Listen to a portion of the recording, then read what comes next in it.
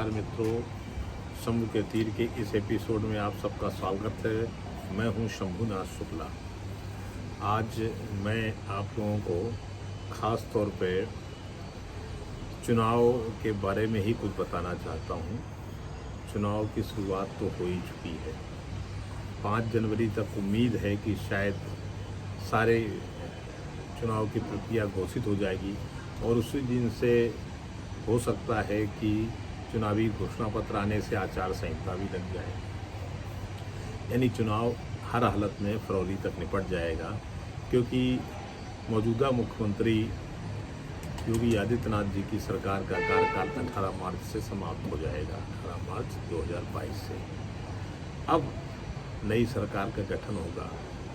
अभी के जो हालात हैं उससे कोई ऐसी ठोस कंक्रीट चीज़ निकल के नहीं आ रही है कि जिससे लगे कि आगे आने वाली सरकार में किसका पलड़ा भारी है। लेकिन फिर भी एक बात तो आप लोग ध्यान रखिए कि जब आप वोट देने जाएं तो कृपया अपने उम्मीदवार का तो देखें ही कि उसका चाल चलन कैसा है। क्या जो पुराना उम्मीदवार है वो आपके साथ सुख दुख में खड़ा रहा? क्या उसने कभी कोई विकास कार्य किए? क्या आपकी कभी भी आपने उसे अप्रोच किया होगा तो आपके साथ खड़ा हुआ? अगर नहीं खड़ा हुआ है तो मेरा मानना है कि ऐसे उम्मीदवार को वोट देने से क्या फ़ायदा। उसको सिर्फ इसलिए कि वो आपका जनप्रतिनिधि, आपने वोट दिया, या इसलिए कि एक आंधी आई और आंधी में आप वोट डाल के चले गए। अरे भाई, आंधी में हम वोट क्यों दें? हम अपना वोट, हमारा वोट है, हम सोच समझ कर देंगे। इस बात का विशेष ख्याल रखना चाहिए। ये मैं एक तरह से वोटरों के कर्तव्य बता रहा हूँ। कर्तव्य क्या वोटरों के भी होते हैं। आपको अपने उम्मीदवार का बारे में भी जानना चाहिए कि उम्मीदवार है कौन। आमतौर पर पॉलिटिकल पार्टियां ये प्रचार करती हैं, उनका जिसको मनाता है वो टिकट दे देती हैं, और वो जो उम्मीदवार है, यानी जो प्रत्याशी आपने जिताया है, वो कभी लौट कर आपके पास नहीं आता। जैसे मैं जहाँ रहता हूँ वसुंधरा में, मुझे ये नहीं पता, मैं तो एक पत्रकार हूँ, जाहिर है थोड़ा बहुत जागरूक इंसान भी हूँ, कि यहाँ से कौन सा व्यक्ति हमारा जनप्रतिनिधि है। कभी मैंने उसका चेहरा नहीं देखा। नाम तो खैर पता है, लेकिन कभी चेहरा नहीं देखा, कभी उसको जनता के बीच आते जाते नहीं देखा। मैं भी निकलता हूँ, कभी ऐसा नहीं कि लोगों से मिला हो, कोई ऐसी लोक कल्याण का काम किया हो, ऐसा भी कुछ भी नहीं इस वसुंधरा में दिखाई पड़ता। ये सीट हमारी जो कहलाती है, संभवतः साहिबाबाद सीट कहलाती है, जो उत्तर प्रदेश विधानसभा सीट में शायद पहली नंबर की सीट होगी, गाजियाबाद जिले में पड़ती है। तो जब हमारा प्रतिनिधि कभी आता ही नहीं है तो उसको वोट देने का क्या मतलब? उसको इसलिए वोट दिया जाए कि उसे बीजेपी ने खड़ा किया है, अथवा उसको किसी को समाजवादी पार्टी ने खड़ा किया है, अथवा किसी को बहुजन समाज पार्टी ने खड़ा किया है, अथवा कोई और खड़ा कर रहा है। तो वोट देने का तात्पर्य क्या है?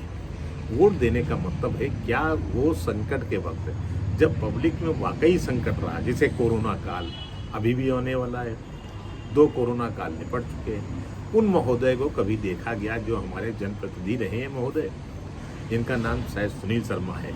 मैंने उनको कभी देखा नहीं। कभी हम जहाँ रहते हैं सामने पार्कों पे कब्जे हैं, इतनी गंदगी है कि वहाँ निकलना मुश्किल होता है, सड़कें उबड़ खाबड़ हैं, कभी उस जनप्रतिनिधि ने, चाहे वो विधानसभा सीट पे हो चाहे लोकसभा सीट का रहा हो, जो लोकसभा सीट के हैं हमारे यहाँ से सांसद महोदय जनरल वीके सिंह, वो तो आज तक आए ही नहीं।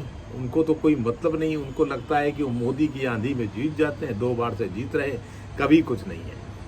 एक बार शायद मेरे उनसे मिलना हुआ, मैं मिलने गया था, तो जिस तरह का उनका व्यवहार था बहुत ही रूखा। जो लोग अपने इलाके के क्षेत्र के लोगों से किसी भी समस्या को लेकर बात नहीं करना चाहते, चाहे वो एमपी हो अथवा एमएलए, तो उससे क्या फ़ायदा? वही हाल यहाँ के एमएलए का है, किसी से मिलना नहीं, किसी से वड़ता नहीं, अपने कुछ चहेते लोगों को हो सकता हो काम करते हों। और इन सारे जनप्रतिनिधियों की निगाह किस पे रहती है? कौन सा ठेका कहाँ आवंटित हो रहा है, कौन से ठेके में कितना उनको कमीशन मिल रहा है। तो क्या जनप्रतिनिधि काम इतना है कि उसे जो एक विधायक निधि मिलती है उससे अपने चहेते लोगों को ठेका दे दे और चहेते लोगों से कमीशन ले दे?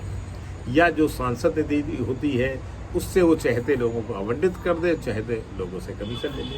तो क्या सिर्फ कमीशन और कमीशन खोरी के लिए? इसी तरह यहाँ के पार्षद महोदय, मुझे नहीं पता कौन यहाँ का पार्षद है, जब पार्षद त्रिस्तरीय जो सिस्टम है, पार्षद, आपका विधायक, आपका सांसद कभी आता ही नहीं है, तो ऐसे लोगों को हम वोट क्यों देते हैं? क्यों जीत जाते हैं? निश्चित तौर पर मैं तो वोट नहीं देता। क्यों जीत जाते हैं ये लोग? और अगर मान लीजिए मैं उनको वोट नहीं देता, तो क्या उनका दायित्व नहीं बनता कि जो लोग वोटर नहीं है उनसे भी अप्रोच करें, उनके भी काम करें? ऐसा पहले कभी नहीं होता था। भीषण बहुत ही बदतर स्थिति होती जा रही है कि कभी कोई विधायक आपसे वार्ता न करे, आपसे डायलॉग न करे, सांसद आपसे मिले नहीं, आपका पार्षद आपसे मिले नहीं, तो ऐसे क्या फ़ायदा होगा? ऐसे लोग क्या आपका कल्याण करेंगे? तो फिर हम उनको वोट दे के अपना विधायक, अपना सांसद, अपना पार्षद क्यों बनाएं? ये मित्रों बहुत गंभीर बात है, क्योंकि राजनीति के बिना कुछ भी संभव नहीं है। हम लोग कह सकते हैं हमें राजनीति से क्या मतलब, कौन नृप होए हमें कहानी, ऐसा नहीं है।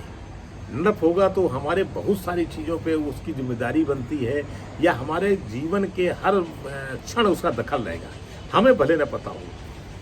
भाई मान लीजिए हमारे पास बिजली नहीं, हमारे यहाँ बिजली नहीं आ रही है, तो जिम्मेदारी किसकी बनती है? मान लीजिए हमारे इलाके की सड़कें बहुत ख़राब हैं, मान लीजिए हमारे यहाँ इंक्रोचमेंट है, हमारा निकलना मुश्किल है, मान लीजिए हमारे यहाँ गुंडागर्दी बढ़ रही है, मान लीजिए हमारे यहाँ कानून व्यवस्था की स्थिति बहुत ही बदतर होती आ रही है, तो हम किससे शिकायत करेंगे? क्या हम सीधे योगी आदित्यनाथ जो मुख्यमंत्री हैं या प्रधानमंत्री महोदय से सीधे रिक्वेस्ट कर सकते हैं? क्या ऐसा कोई जरिया है हम सीधे जा सकते हैं?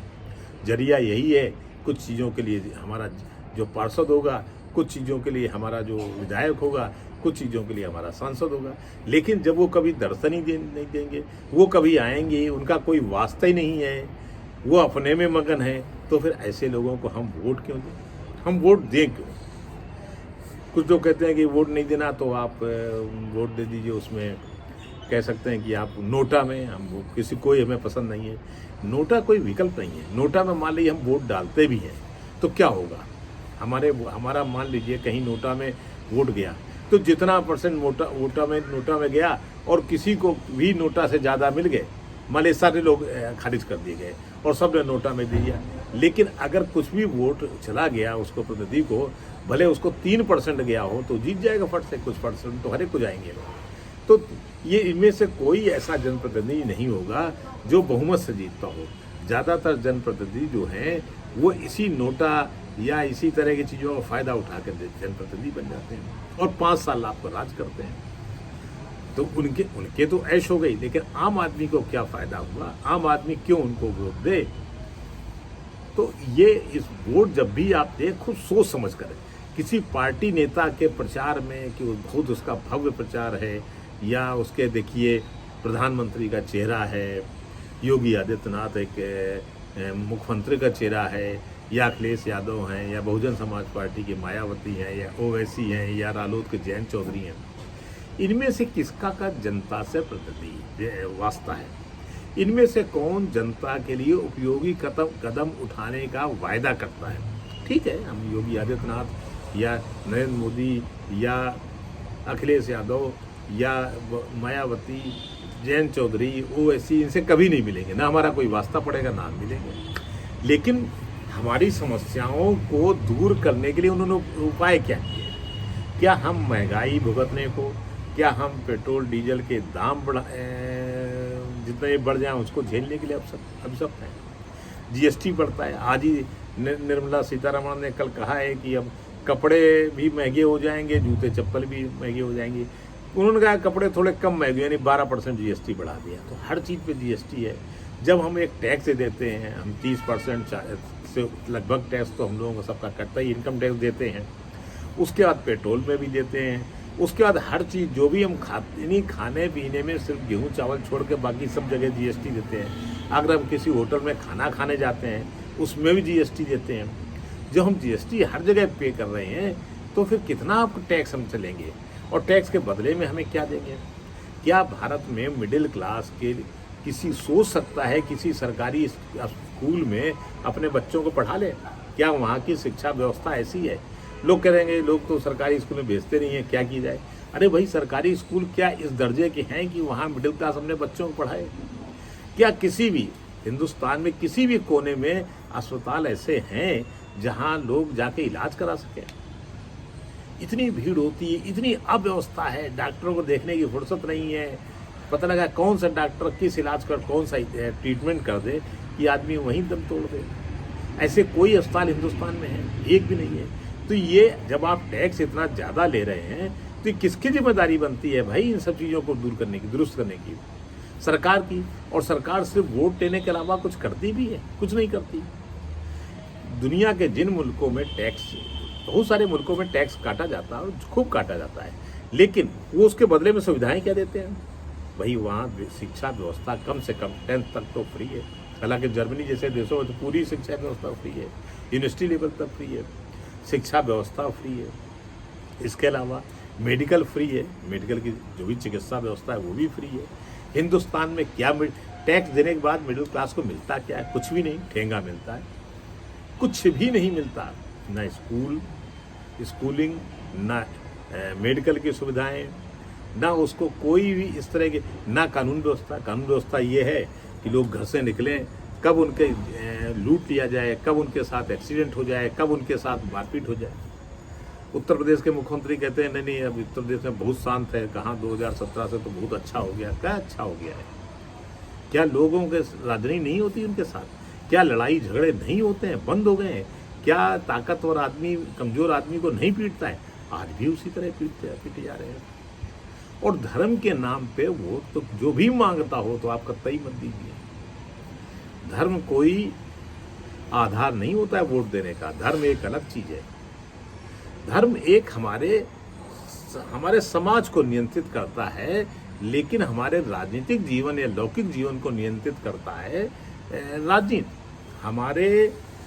हमारे जो पारलौकिक जीवन है नहीं है ये नहीं, मैं इस पर इसकी व्याख्या नहीं कर रहा, लेकिन हमारा जो पारलौकिक जीवन है यानी परलोक का जीवन है, उसमें तो धर्म का दखल मान सकते हैं कि चूंकि कल्पना है, मान लेते हैं भाई ईश्वर नाम का कोई तत्व है जो हमारे पारलौकिक यानी हमारे परलोक के जीवन को नियंत्रित करता है। लेकिन हमारे लौकिक जीवन को कौन नियंत्रित करता है? राजनीति। तो फिर राजनीति में धर्म का घालमेल काहे कर रहे हो? मंदिर बन जाएगा तो हम क्या करेंगे? कौन जाएगा मंदिर भाई? या उन्होंने काशी विश्वनाथ बहुत कॉरिडोर बड़ा शानदार बना दिया है तो उसको क्या करें? बन गया होगा काशी विश्वनाथ कॉरिडोर। ऐसी बहुत सारी चीजें हैं। या मथुरा में क्या करने वाले हैं, गंगा को क्या कर रहे हैं, इन सब चीजों से क्या वास्ता? आज लौकिक जीवन क्या है? क्या गंगा को आपने शुद्ध किया? नहीं किया। क्या गंगा का पानी हम पी सकते हैं सीधे? नहीं पी सकते हैं। क्या हमारे घरों में जो पेयजल आता है उसको सीधे नलों से पिया जा सकता है? नहीं पी सकते। हमें उसके लिए आरओ लगवाना पड़ता है। कितना खर्चीला है आरओ। छोटा सा जो बहुत ही पिछड़ा हुआ राज्य था उड़ीसा, वहाँ कम से कम वहाँ के मुख्यमंत्री ने व्यवस्था कर दी। पुरी में तो कम से कम कर ही दिया है कि आप सीधे नल का पानी पी सकते हो। उसमें जो भी उसका वो होता है कीटाणु वो बिल्कुल ना के बराबर है। तो ये सारे देश में क्यों नहीं लागू हो रहा? उत्तर प्रदेश देश के सबसे पिछड़े राज्यों में है। उत्तर प्रदेश, बिहार, दक्षिण भारत देखिए, दक्षिण भारत इतना पिछड़ा हो तो ये माना जा सकता है कि वहाँ बीमारियाँ फैली, लेकिन फिर भी वहाँ के मुख्यमंत्री ने व्यवस्था की। वहाँ के मुख्यमंत्री दक्षिण के 4 या 5 जो भी राज्य हैं, कर्नाटक छोड़ दिया या कौन सा वहाँ का पार्टी है जो धर्म के नाम पे वोट मांगती है? क्या केरल में धर्म के नाम पे वोट मांगे जाते हैं? क्या तमिलनाडु में कभी धर्म के नाम पे वोट मांगे जाते हैं? क्या वहाँ हिंदू खतरे में है? तमिलनाडु में तो 90% से ऊपर हिंदू है, 92%। वहाँ तो उसको कोई खतरा नहीं दिखाई पड़ता। वो तो कतई हिंदू धर्म के नाम पे तो संगठन नहीं होता है। मुसलमान भी वहाँ खूब हैं, मतलब खूब का मतलब जो भी परसेंटेज है वो अपनी खूब अपना जो भी उनकी उपासना पद्धति वो करते हैं। क्रिश्चियन भी खूब है, क्रिश्चियन मजाक भी उड़ाते हैं हिंदुओं का। लेकिन अब इसमें हिंदू को उत्तेजित होने कौन सी बात है? किसी का भी मजाक उड़ाने, किसी का अधिकार है, उड़ाने दो।